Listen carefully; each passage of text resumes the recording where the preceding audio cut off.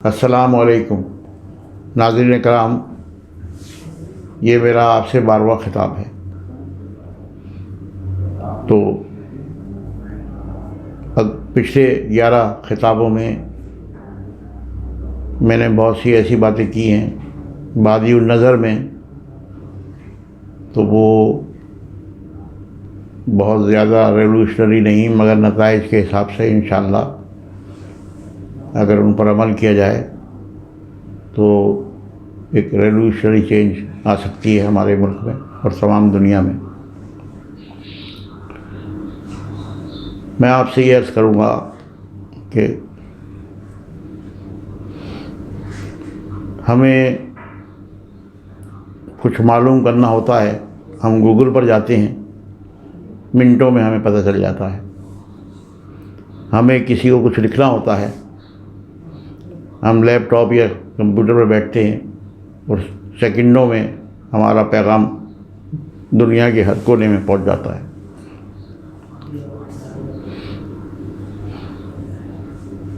तो ना तो हमें अब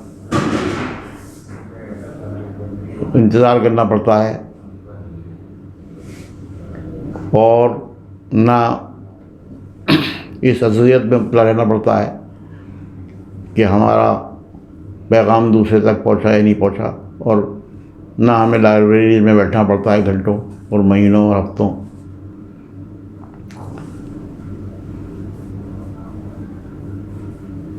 तो विद द राइट टेक्नोलॉजी हम बहुत मुश्किल काम अपने बहुत आसान बना सकते हैं। हमें इस पर तवज्जो देनी है। इसके अलावा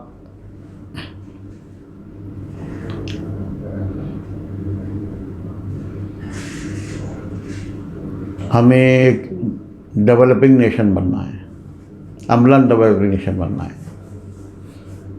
हाँ, एक मेंटेनेंस नेशन नहीं बनना हमें। हमने एक डेवलपमेंट, हमने बुराइयों को पीछे छोड़ना है और जो नुकसानात हुए हैं उससे 10 गुना और 100 गुना ज़्यादा फ़ायदे के कामों में वो वक्त सर्फ करना है। उन पिछली बातों के पीछे हमने ज़्यादा वक्त नहीं देना। और वो एक अंग्रेज़ी का एक प्रोवर्ब है, a bad workman blames the tools. तो हमें इस काम से बचना है। अब हर बार मुझे कुछ ना कुछ दीन की बात बीच में लानी पड़ती है, मगर समझाने के लिए क्या करूं, बेहद ज़रूरी है। गीबत वो सच है, यानी गीबत कोई झूठी बात नहीं है, गीबत बुहतान नहीं है। गीबत वो सच है जो अगर जिस शख्स के बारे में की जा रही है वो सुने तो उससे दुख हो। और अल्लाह ताला ने क्या फरमाया कि गीबत करने वाले ने ऐसा किया जैसे मुर्दा भाई का गोश्त खा लिया।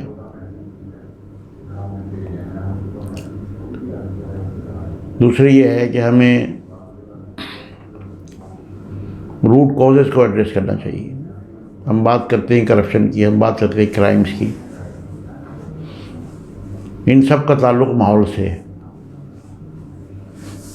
एक शख्स जो छोटी मोटी करप्शन करता है वो उससे बच्चों की फ़ीसें अदा करता है, घर के किराए अदा करता है, खुर्दोनोश की चीज़ें ख़रीदता है। वो रिश्वत उसकी नीड है। वो जैसे मैंने पहले अर्ज़ किया, ज़रूरत ईजाद की माँ है। तो इंसान से ज़रूरतें और माहौल गलतियाँ कराते हैं। इसी तरीके से एक शख्स दस्तदराजी करता है इसलिए कि अल्लाह ताला ने जो उसमें कमज़ोरी रखी है वो उस पर गालिब आ जाती है, क्योंकि उसको उसका एक सही हल हम नहीं पेश कर पाए जिस वक्त उसकी ज़रूरत थी। तो हमने ये मसले बहुत छोटे हैं, इनके हल बहुत सादा हैं। हमने कमज़ोरियों को मैग्नीफाई करके नहीं पेश करना, इसलिए कि इससे नाउम्मीदी पैदा होती है, इससे हौसले पस्त होते हैं।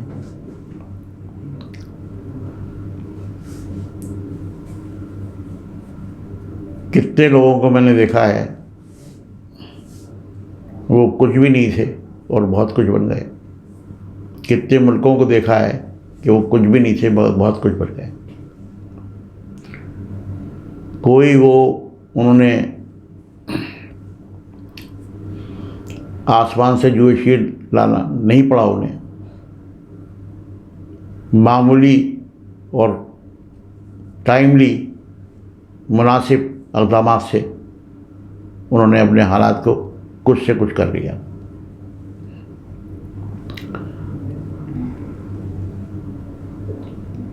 कल मुझे मौका मिला एक लॉयर्स की महफिल में गुफ्तगू शरीत का, तो मैंने कोशिश की कि कुछ लॉ रिफॉर्म्स के बारे में जो मेरे जहन में हैं उनसे बात करूं।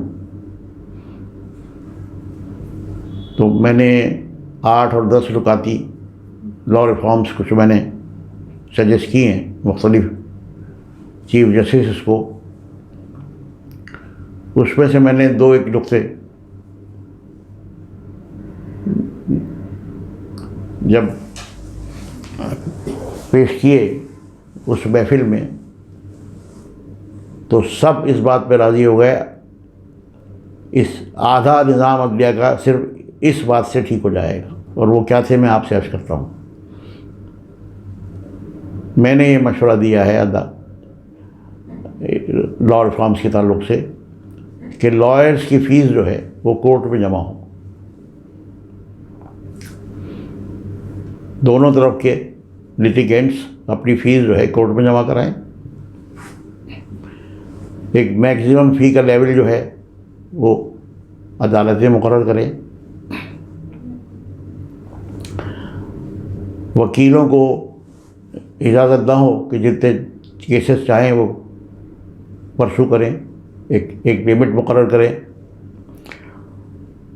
और जब केस का फ़ैसला हो जाए तो अदालत उस फीस में से अपना खर्च निकाल कर बाकी पैसे वकील को दे दे। टैक्स भी कलेक्ट हो जाएगा, मुकदमा भी जल्दी हल हो जाएगा और लिटिगेंट्स पे भी बोझ नहीं पड़ेगा, अदालतों के अखराजात भी कवर हो जाएंगे।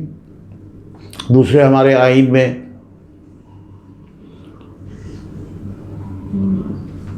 ये चीज़ भी बहुत वाज़ेह है कि झूठी गवाही और जाली दस्तावेज़ और इसी किस्म की इर्रेगुलरिटीज़ की सज़ा मुकर्रर की हुई है, 3 से लेकर 7 साल तक ग़ालिबन। इसे इम्प्लीमेंट कर दिया जाए, सॉफ्ट इम्प्लीमेंटेशन हो, इसलिए कि लोगों को इस चीज़ पर अमल पैरा होने के लिए कुछ वक्त देना चाहिए हमें,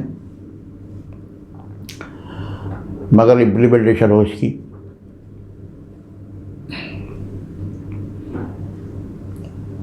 तो उससे भी अदालती निज़ाम जो है उसमें बहुत बेहतरी आ जाएगी।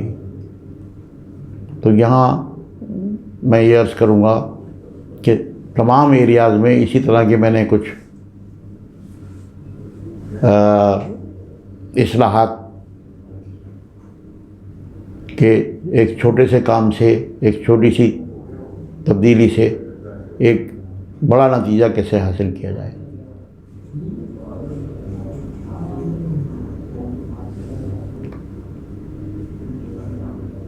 इसी तरीके से मिलियन ट्रीज़ का हम जिक्र सुनते हैं और बिलियन ट्रीज़ का हम जिक्र सुनते हैं।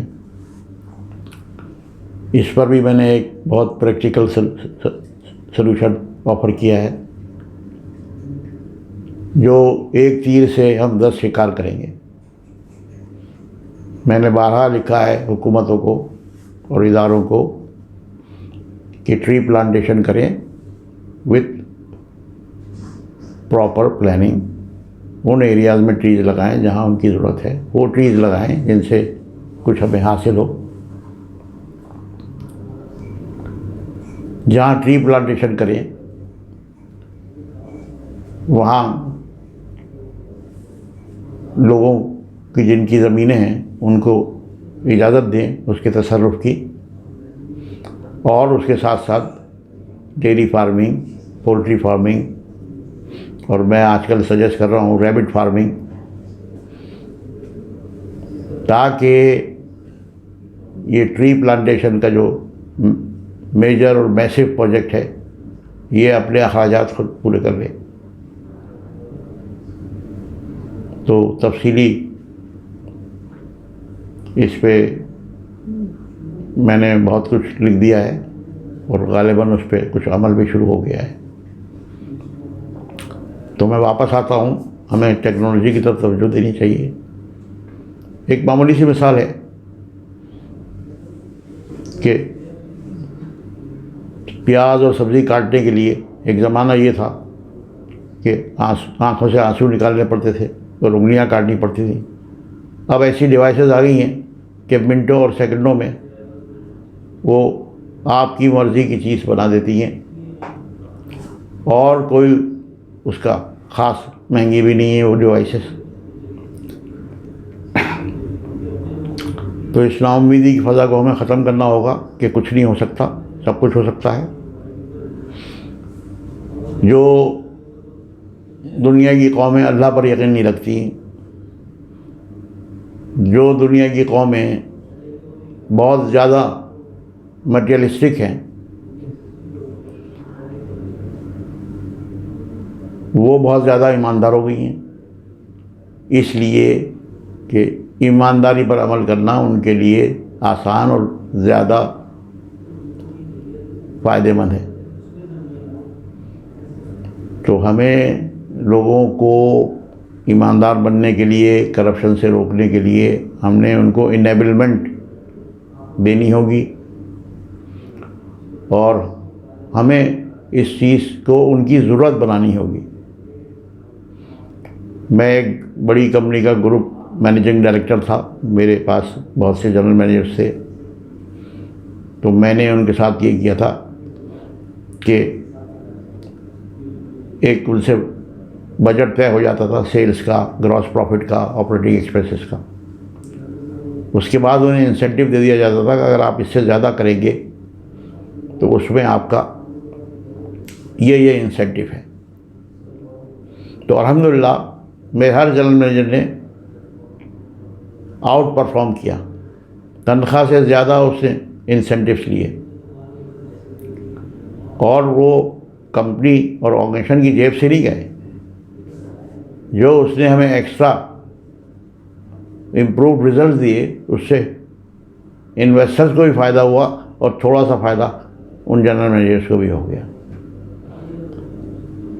Customer paid for everything and for everybody.